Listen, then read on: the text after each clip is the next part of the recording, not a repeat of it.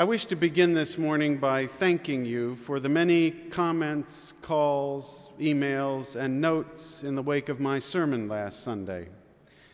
I'm gratified by your strong commitment to the values we share and your unwavering support for giving them voice from this pulpit. I feel blessed to be your minister. For those of you who weren't here last Sunday, I surveyed the battlefield of religious liberty in our nation, the so-called Ground Zero Mosque, the would-be Quran-burning minister in Florida, and the call by Glenn Beck for a revival of religion as the focus of our political life. I spoke about the brutal oppression of my Mennonite ancestors in Europe, and about my daughter considering the U.S. Naval Academy for college. I also spoke about the country music superstar Brad Paisley and what makes America unique. The sermon was titled, Another American Sunday Morning. It's available in print and as a podcast on the All Souls website and under my name on iTunes.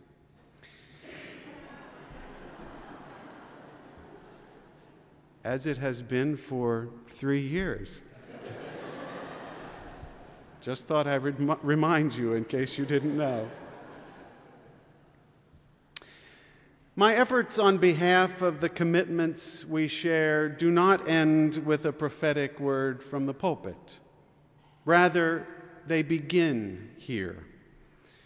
Last Monday morning, I was part of a meeting with the Ground Zero Imam, as he is often called, Faisal Abdul Rauf, at the Council on Foreign Relations, where I'm a member and part of the Religion and Foreign Policy Initiative. This coming Tuesday morning, the board of a Partnership of Faith in New York City will meet to assess the mosque situation downtown. I'm a member of the board.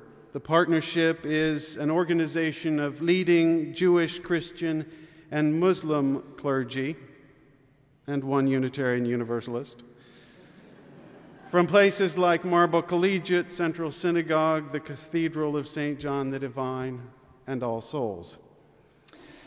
Later on Tuesday, I'll travel to Washington, D.C. for a meeting of the Board of Directors of the Interfaith Alliance, a national membership organization of more than 150,000 Americans from 75 faith traditions who are committed both to faith and to freedom. I'm the current chair of the Interfaith Alliance Board. This work is daunting. The cries of bigotry and the clamor for theocracy threaten to overwhelm both our senses and our sensibilities. Democracy is a noisy business. So is capitalism.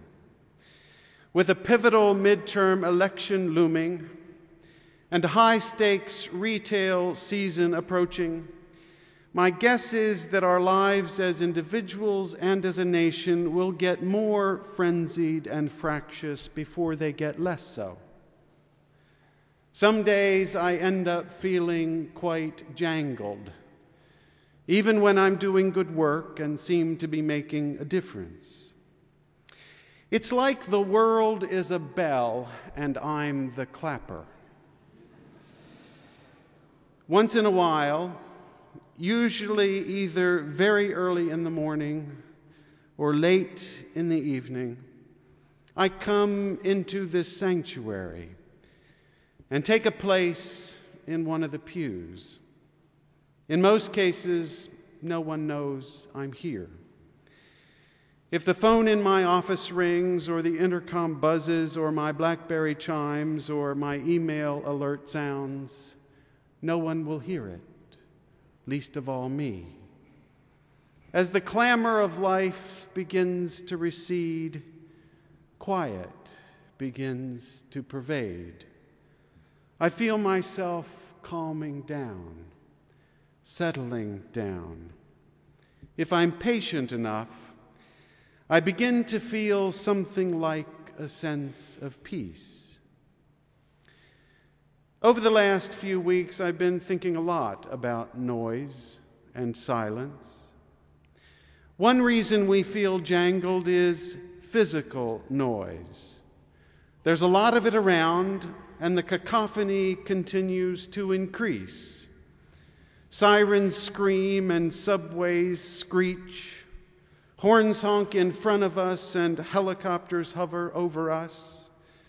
But there's another kind of noise that is more pervasive and more insidious. The sound of phones ringing and emails arriving and iPods playing and televisions blaring. It's a continual assault not only on our eardrums, but on our souls as well. Too much physical noise can deafen you, but too much spiritual noise can demoralize you. Maybe we should simply unplug. Last month in the technology section of the New York Times, Matt Ritchell wrote about several neuroscientists who spent a week on a camping trip in remote southern Utah. The trip was an effort to understand how heavy use of technology and digital devices changes how we think and behave, and how a retreat into nature might reverse the effects. With cell phones silent, email inaccessible, and laptops left behind, it was a week-long journey into the heart of silence. As background, the article mentions a seminal study at the University of Michigan, which showed that people don't learn as well after walking down a busy street as they do after a walk in the woods. The neuroscientists on the trip theorized that this busy environment deficit has to do with the central role that attention plays in memory and learning. If you have several things in your environment that demand your attention, you can't fully focus on any one of them. And the process of switching from one to the other and back again takes time, further reducing the attention you have available. And there's one more factor that is especially relevant to heavy users of technology. If you're in a situation where you could potentially be interrupted by an email or a text or a phone call, a small but significant portion of your attention will be focused on anticipating what might happen, even if it never does.